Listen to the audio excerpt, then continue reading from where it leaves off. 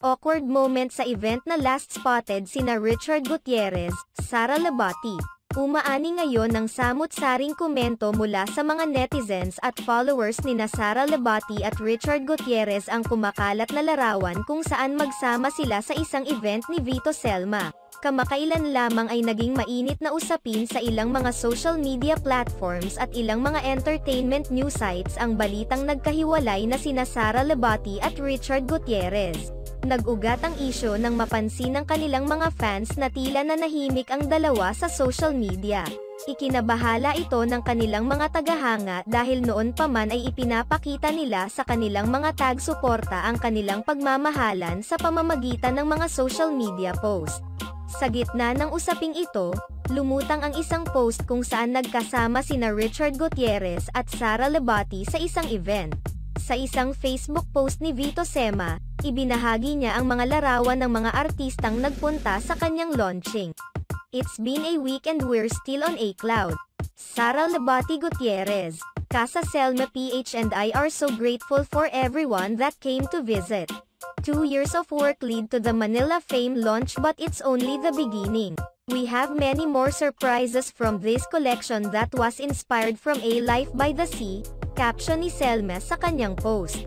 Subalit, lalo lamang itong ikinabahala ng kanilang mga taga-suporta dahil tila may nabago umano sa kanila. Ramdam na umano ang kanilang awkwardness na tila ba ayaw nilang maglapit. I'm not an expert, pero yung body gesture nila sa picture na to parang hindi sila ganun ka-okay talaga. Just my opinion po. Very good point. Parang distant si Sara. Compare this photo to the one with Derek Ramsey and Ellen Adarna.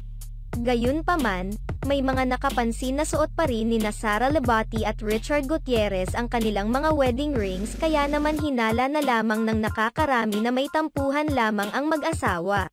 Kung pagbabasehan ang sagot ni Richard, mahihinuhang may problema nga silang dalawa ngayon ni Sara Labati.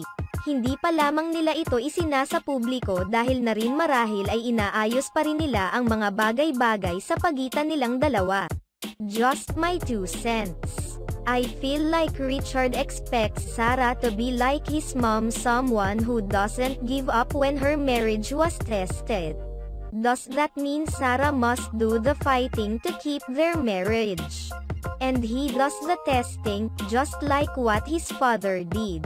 He knows fully well that it was not right for his dad to do that to his mom.